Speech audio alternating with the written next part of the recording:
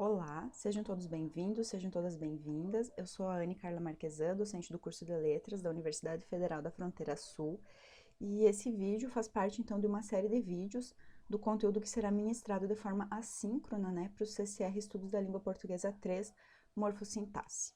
Então, nesse vídeo, eu continuo, então, dentro da teoria X-barra, e aqui eu vou falar um pouquinho para você sobre a divisão que nós temos em teoria X-barra de núcleos lexicais e núcleos funcionais, que são definições bastante importantes, né, para a gente conseguir entender como funciona essa maquinaria toda dessa teoria X-barra, certo? Então, antes de iniciar o vídeo, eu vou dizer novamente, né, que esse vídeo é baseado fortemente nesse livro, né, o livro Sintaxe do Português, escrito pelo professor Carlos Mioto. É um livro, então, escrito especificamente para uma disciplina que se chama Sintaxe do Português, né, lá da UFSC, e é um livro que é escrito para as disciplinas EAD, na forma que são ministradas, né, de forma EAD, de forma à distância. Então, por isso que eu escolhi esse livro, já que a gente está nesse contexto, né, de pandemia e de aulas síncronas e assíncronas, né, nesse modelo de ensino remoto, certo? Bom, então, o que nós vimos no último vídeo foi que um núcleo, aqui eu desenhei um núcleo X, né? Um núcleo, ele, qualquer que seja ele, né? Então, ele pode ser um nome, pode ser uma preposição, pode ser um verbo, né? Qualquer que seja esse núcleo, ele vai ser projetado em 3 níveis de projeção, que é o nível X, que seria esse nível do núcleo, o nível X', que é o nível intermediário, a projeção intermediária, e o nível XP, que é a projeção máxima, que seria então essa projeção do sintagma, tá? E essas projeções, né, então, por exemplo, a projeção XP, ela está aí na árvore, nesse desenho arbóreo, né, para pendurar um especificador do núcleo X. Assim como esse nível X' está ali na árvore para pendurar um complemento do núcleo X, tá? Então, esses núcleos, eles são considerados em gramática gerativa como um dicionário mental. Então, nós temos todos esses núcleos, essas palavras, né, dentro do nosso léxico mental, dentro da nossa cabeça.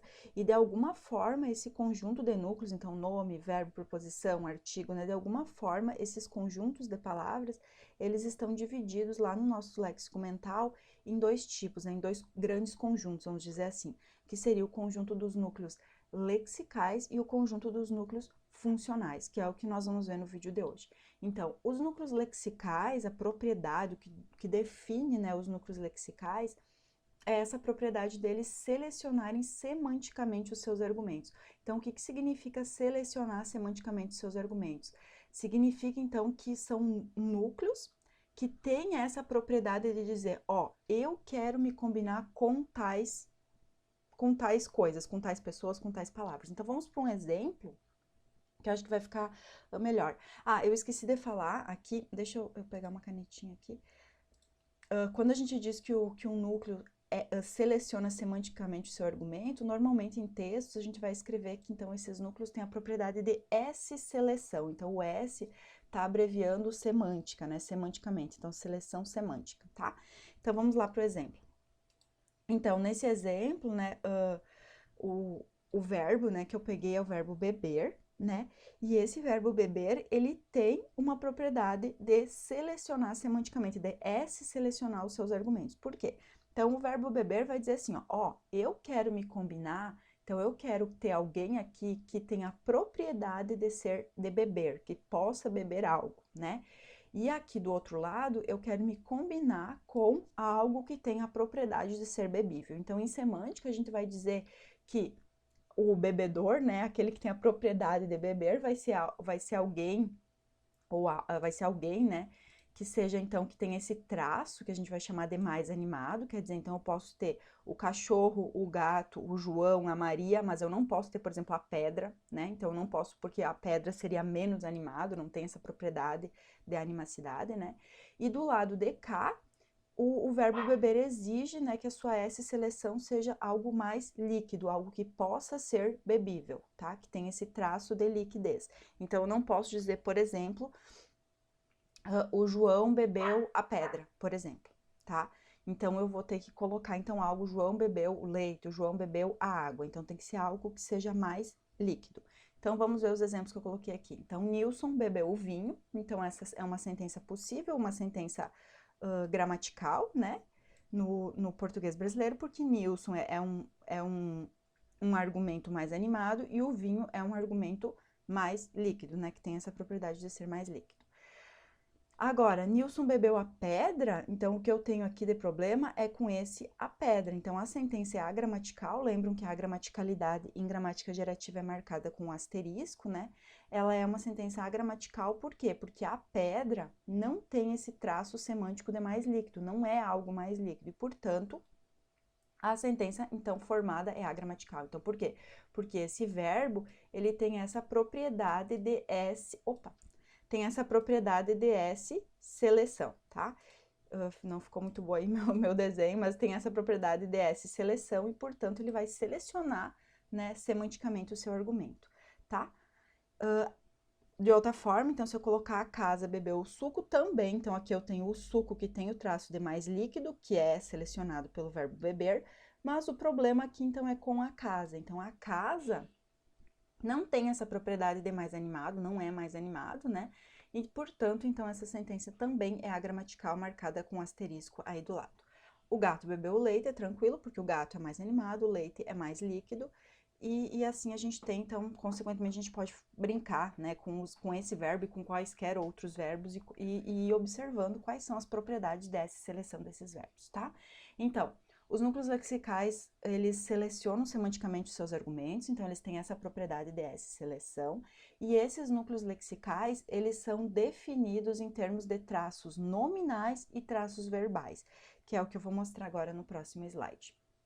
Então, esses traços, né, nominais e traços verbais, eles podem ter, então, combinações diferentes. Então, a gente pode ter, por exemplo, núcleos com traços nominais e sem traços verbais, e podemos ter, por exemplo, núcleos com traços verbais, mas sem traços nominais. Então, a gente normalmente desenha essa tabelinha que vocês estão vendo aí, em que a gente tem, assim, mais nome, menos verbo, mais verbo. E daí a gente vai fazendo essas combinações para chegar, então, aos núcleos. Quais são os núcleos que têm, por exemplo, traços nominais e não têm traços verbais? Então, o núcleo que tem traços nominais e não tem traços verbais é o nome, né?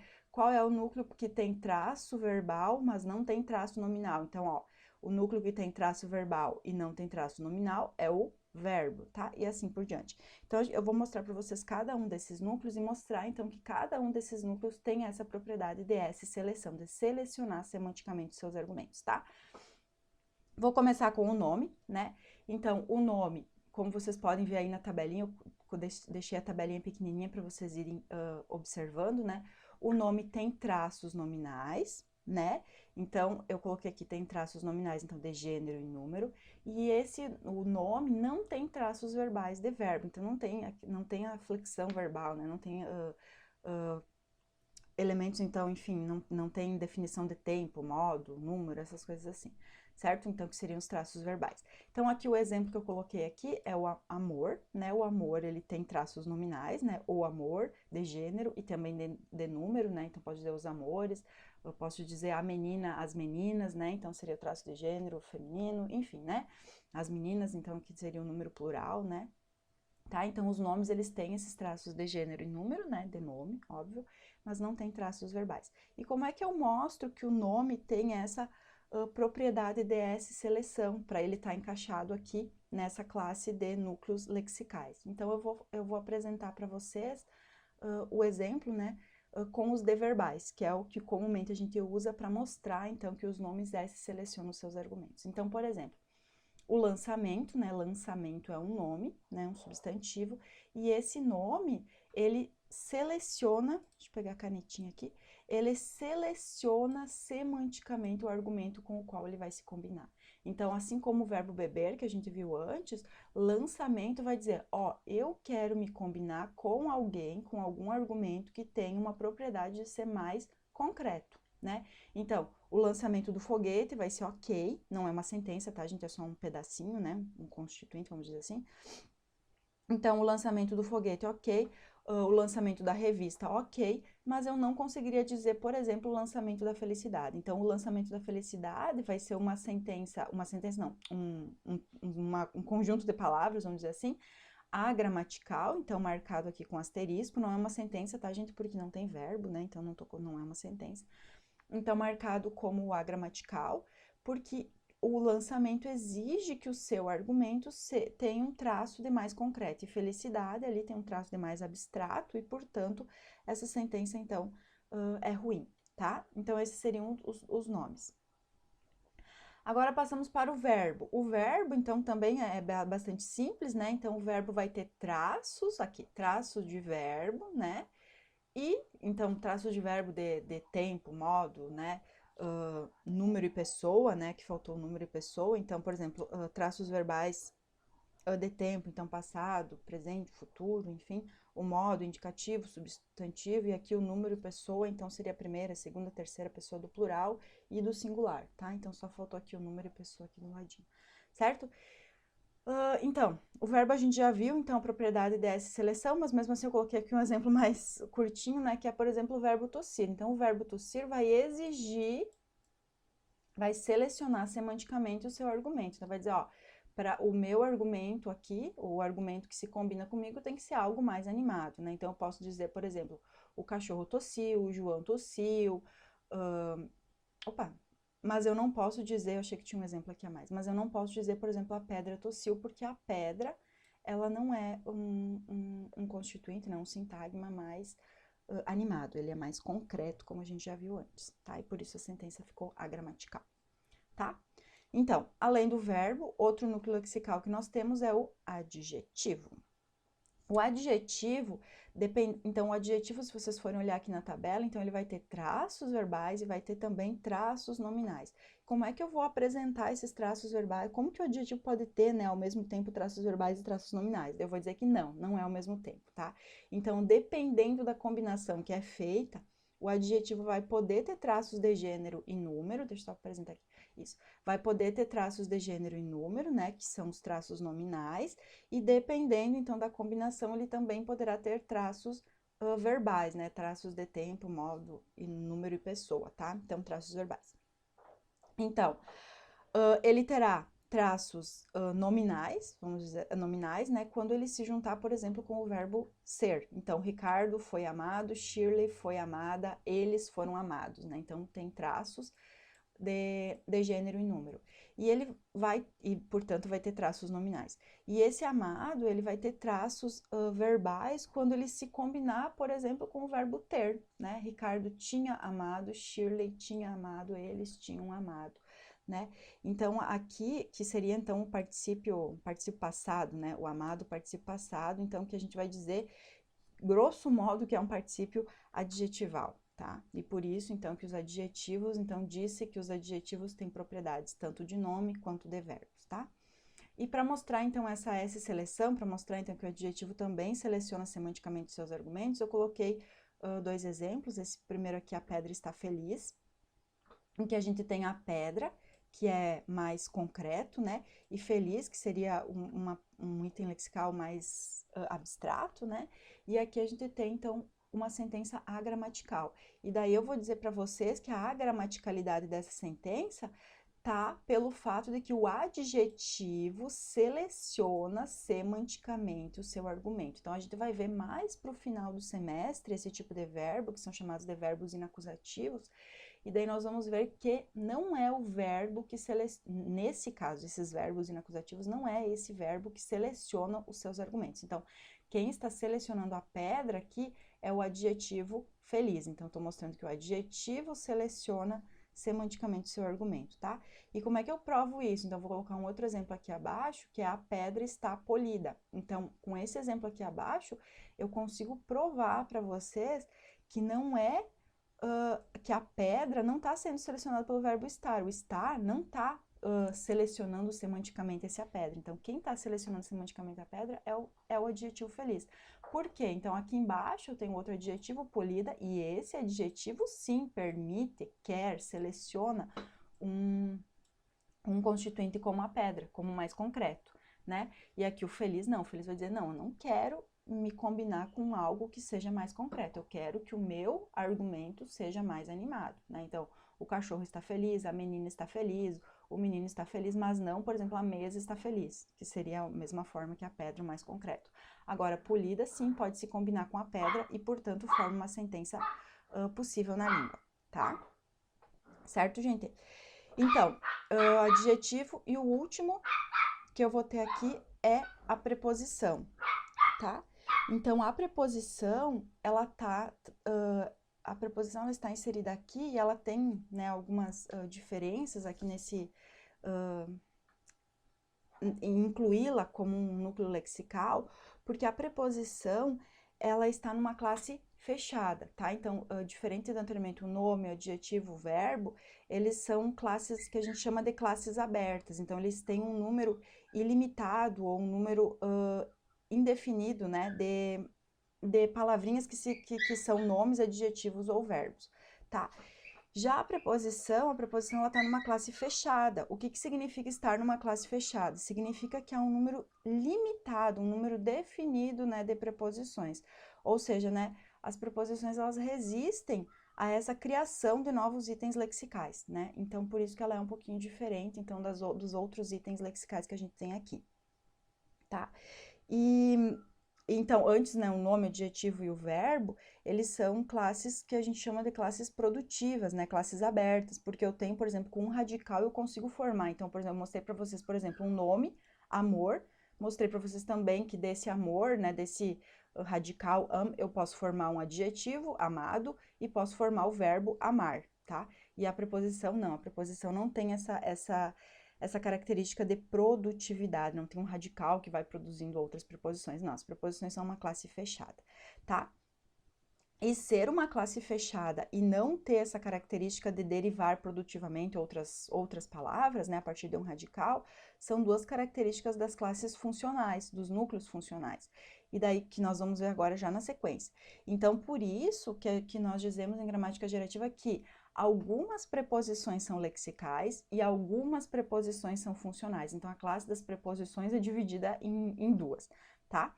Então, as preposições que se mantêm aqui como preposições lexicais são aquelas preposições, então, que se selecionam os seus argumentos. Então, veja que as preposições, elas não têm nem traços de número, nem traços nominais, né, de gênero e número, e nem aqui traços verbais, né? Então, não tem traços de tempo, modo, número e pessoa, né?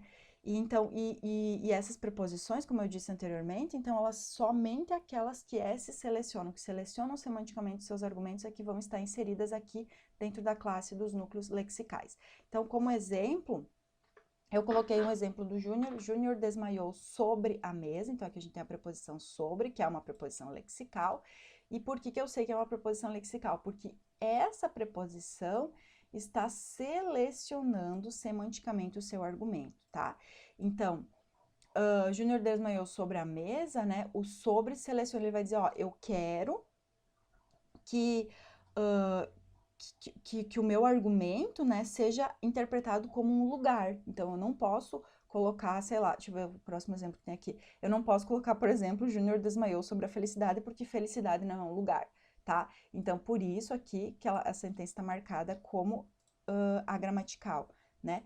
Então, por quê? Porque essa preposição sobre, ela vai dizer, ó, eu quero me combinar, o meu argumento precisa ser algo que seja interpretado como lugar. Então, nesse caso, o sobre seleciona semanticamente o seu argumento, o que não acontece com a segunda sentença, né, sobre a felicidade, que é a gramatical, porque felicidade é uma propriedade semântica, tem uma propriedade semântica, né, que não é compatível com esse traço de mais lugar exigido pela preposição sobre.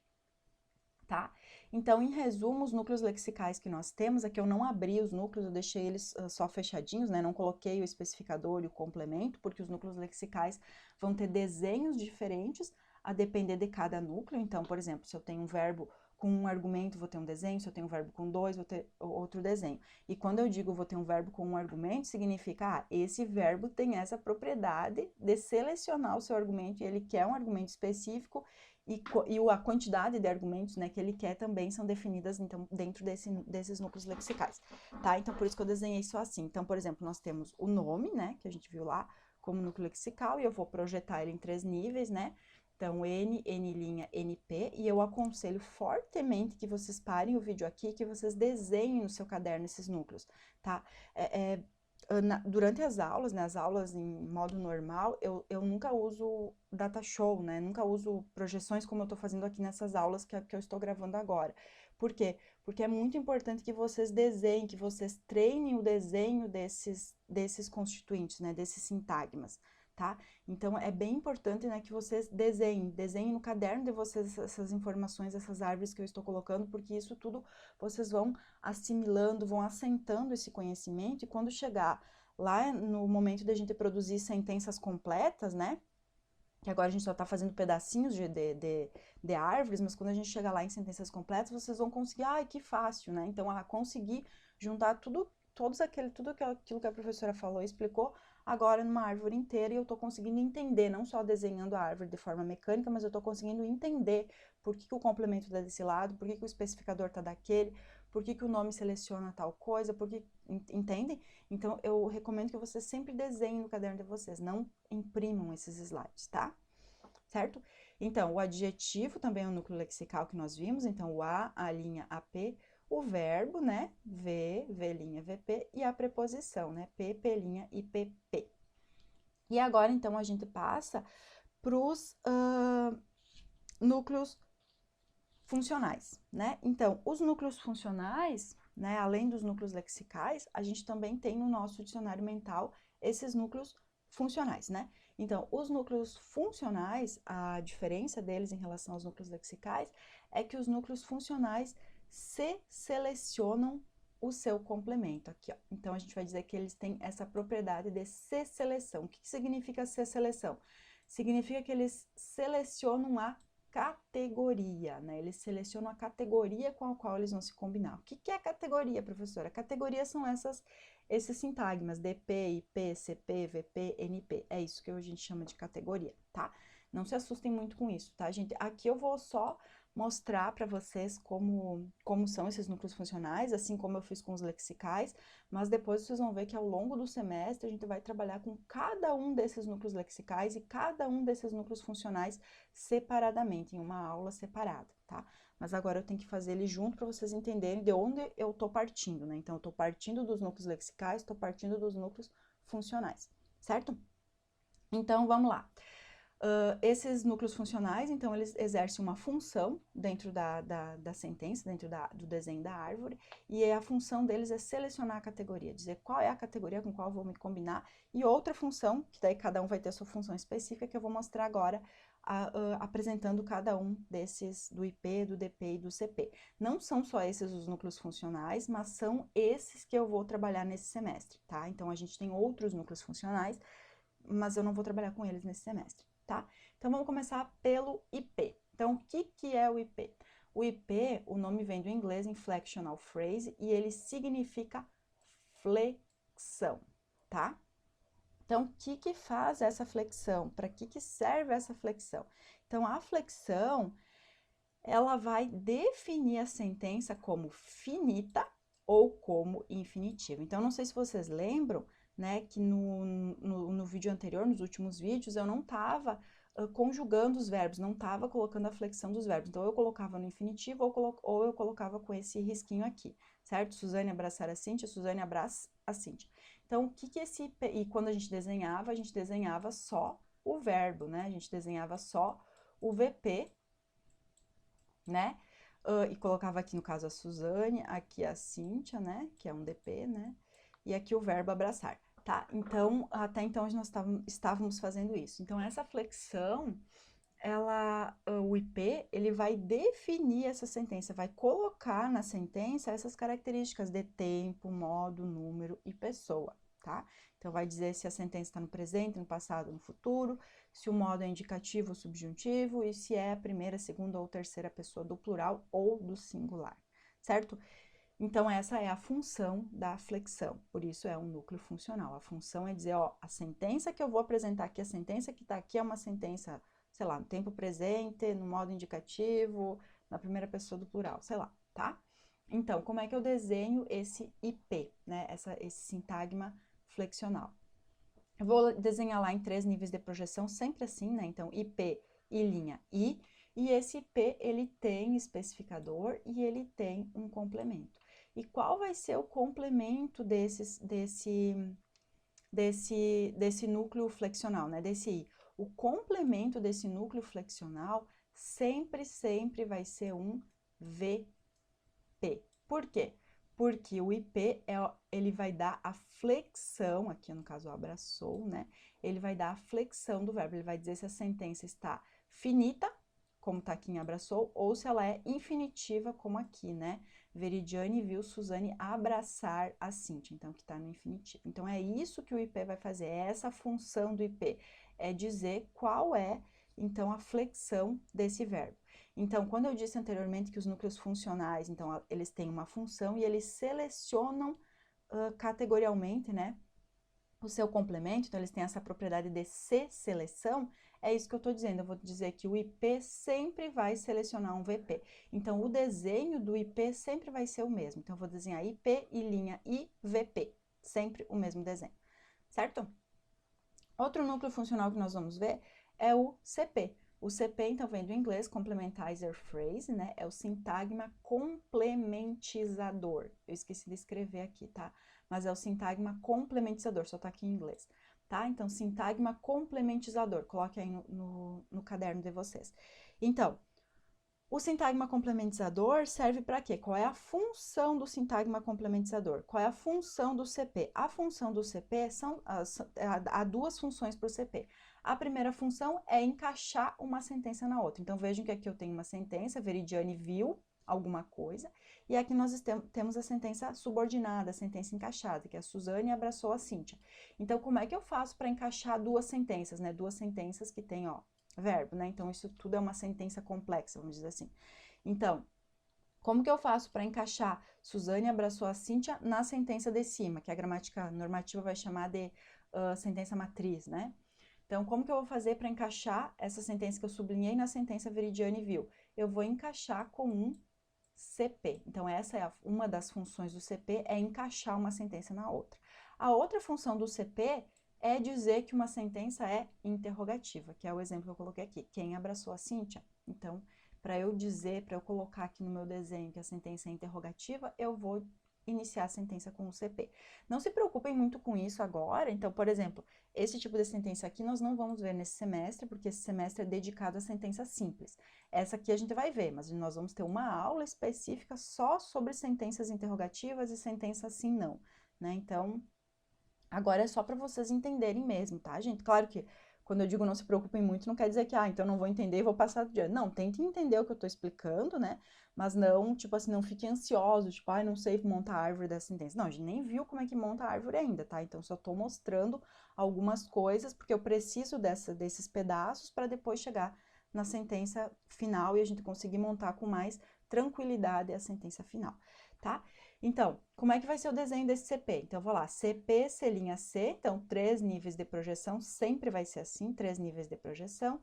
Esse CP também vai ter um especificador, vai ter um spec e vai ter um complemento. Qual que vai ser o complemento do CP? Então, lembra, é um núcleo funcional, os núcleos funcionais selecionam, né? Selecionam sua categoria. Então, o complemento do núcleo C sempre será o IP, tá? Então, o C sempre vai selecionar um IP. Então, eu não vou colocar aqui complementador, né? Eu vou colocar um IP, tá? Então, porque ele vai sempre selecionar uma flexão, sempre selecionar o IP. E, por fim, o último núcleo funcional que nós vamos ver é o determinante, que a gente até já viu um pouco no vídeo anterior, né? No vídeo 3, se eu não me engano. E esse DP, então, qual é a função do determinante, né? O DP vem de determiner phrase, né? E qual é a função desse determinante? A função desse determinante é determinar o nome. Então, ele vai estar sempre na frente de um nome, certo? Então, eu tinha dado os exemplos lá, eu acho que era a Cíntia, né? Enfim, mas eu posso colocar, por exemplo, a menina, né? Opa, Posso colocar esta menina, né? E posso dizer simplesmente menina, ou colocar um nome aqui, por exemplo, Cíntia, né? Posso dizer simplesmente Cíntia. Ai, aqui, pronto. Tá? Posso dizer simplesmente Cíntia e colocar um conjunto vazio, quer dizer, não externalizar, né? Não pronunciar o meu determinante. Então, apesar de eu não pronunciar o determinante, ele tá ali, né? Eu poderia dizer uma menina, aquela menina também, né, gente? Então, aqui o determinante vai ser qualquer coisa que determine um nome, tá? Aquela menina, ou né, aquela Cíntia fica meio estranha, mas aquela menina, né, eu poderia pronunciar, poderia dizer, certo? Então, o sintagma determinante, o DP, ele não vai projetar um spec, porque ele nunca vai ter um especificador, né? E ele sempre vai selecionar, então, porque a propriedade, né, do núcleo funcional é se selecionar o seu complemento, né? Então, o determinante sempre vai se selecionar um nome, um NP, tá? Então, sempre assim. Então, o determinante sempre seleciona um nome, porque o determinante está ali, então, para determinar, né, esse nome, certo? Então, em resumo, gente, agora vem a parte mais difícil para eu fazer, mas em resumo eu deixei aqui para desenhar com vocês, para que vocês também, então, se forcem a desenhar no caderno. Em resumo, quais são os núcleos funcionais que eu apresentei agora para vocês? Então, eu apresentei o IP, que é a flexão, e esse IP, e esse IP, então, é a flexão de quem? Do verbo, então, sempre vai se selecionar o verbo. Nós vimos também o determinante, que vai ter sempre esse desenho aqui, e o determinante vai se selecionar o quê? O determinante sempre vai se selecionar um nome, um NP. E nós também vimos o outro núcleo funcional, que é o CP. O CP, aqui eu não desenhei o spec, tá? O CP, então, ele tem especificador, e esse CP sempre vai se selecionar o quê? Um IP. Isso aqui é um I, tá? Um IP. Certo? Então, esses seriam os núcleos funcionais que nós vimos, então, nesse vídeo. E os núcleos lexicais, gente? Os núcleos lexicais, eles não têm um desenho pronto, né? Então, o que eu sempre digo é que os núcleos funcionais a gente poderia ter, voltei aqui os núcleos funcionais, a gente poderia ter uns carimbinhos, depois vocês vão ver que a gente sempre vai precisar desse mesmo desenho para fazer as árvores. A gente poderia ter uns carimbinhos, chegou no IP, pá, carimbo IP lá. Chegou no CP, pá, carimbo CP lá, porque eles vão ter sempre o mesmo desenho. Diferente dos núcleos lexicais, que não. Os núcleos lexicais vão ter desenhos diferentes a depender das propriedades dessa seleção dos seus argumentos, né?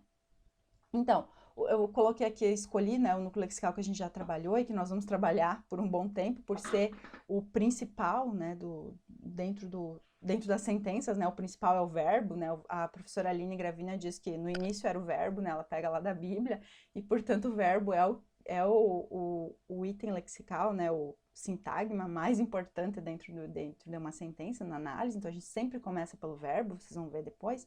Então, nós vimos já no vídeo anterior que os verbos, eles têm vários desenhos. Então, nós temos, por exemplo, verbos com um argumento, e daí quando o verbo tem um argumento só, eu vou desenhar... Desculpa, eu vou começar com o verbo sem nenhum argumento, tá? Só para ficar bonitinho aqui. Então, nós temos verbos sem nenhum argumento, que é esse desenho aqui, VP, V', que são lá os fenômenos da natureza, né? Então, chover, trovejar, né? Relampejar, tá? Nós temos verbos com um argumento, que é o que eu vou desenhar agora. Então, é um VP, V', que são que o argumento fica aqui, né? Nesse espacinho que eu vou tentar definir aqui, isso. E daí são os verbos do tipo chorar, tossir, né? Temos verbos com dois argumentos. Aqui, em que um argumento fica aqui e o outro argumento fica aqui, né? Então, verbos do tipo de abraçar, amar, né? Então, Cíntia abraçou a Suzane, acho que era, né? Tá? Então, verbos que tenham dois argumentos. E nós temos verbos com três argumentos. E daí, para a gente respeitar aquela 3 níveis de projeção, que a gramática gerativa diz, nos verbos de 3 argumentos, eu vou ter que dobrar a projeção intermediária, dobrar o velhinho. Então, aqui eu tenho um argumento, aqui eu tenho outro e aqui eu tenho outro, né? Então, são verbos do tipo de dar, pôr e colocar, certo? Além desses quatro, vamos dizer, desenhos, né, dos verbos, então, verbos sem, deixa eu só pegar aqui, verbos sem nenhum argumento, que é esse aqui, verbos com verbos com um argumento, que é esse aqui, verbos com 2 argumentos, que é esse, verbos com 3 argumentos, né, que é esse aqui. Nós temos também um outro tipo de verbo, que é o verbo com um argumento, mas que ele é desenhado dessa forma assim. E esse verbo a gente vai ver mais lá no final do semestre, mas ainda iremos ver nesse semestre, que são os chamados verbos inacusativos. Então, ele tem um argumento, que é o argumento que vai ficar aqui, mas o argumento não fica aqui, ó, diferente desse de cima, que o argumento está no especificador, esse aqui o argumento fica aqui no lado direito, tá? E daí a gente vai ver as propriedades dele. E esse verbo, ele não é descrito na gramática normativa, né? Claro, os verbos são, sim, né, descritos na gramática normativa, mas não são apresentados da forma como eu vou apresentar para vocês. Então, os verbos intransitivos da gramática tradicional, a gente vai dividir no que a gente vai chamar de intransitivos verdadeiros, né, e inacusativos, tá? Alguns autores chamam de inergativos, que seriam os intransitivos verdadeiros, né, e inacusativos. Mas daí a gente vai ter uma aula a mais lá no final do semestre, que a gente vai ver, então, esses verbos com um argumento e como eles são desenhados, certo? Então, assim, eu encerro esse vídeo, né? Espero que vocês tenham compreendido, tenham entendido, né, esse conteúdo. Qualquer coisa, reveja o conteúdo novamente. Não esqueçam que vocês têm os 2 monitores da disciplina de sintaxe, né, de morfossintaxe, né, que vocês podem acessar esses monitores, né, por e-mail ou lá naquele link que eu passei para vocês do Google, né, e também vocês podem usar o fórum, podem me acessar por e-mail também, e também podem anotar suas dúvidas para a gente discutir durante as aulas síncronas, tá certo? Então, até o próximo vídeo, um abraço e até mais!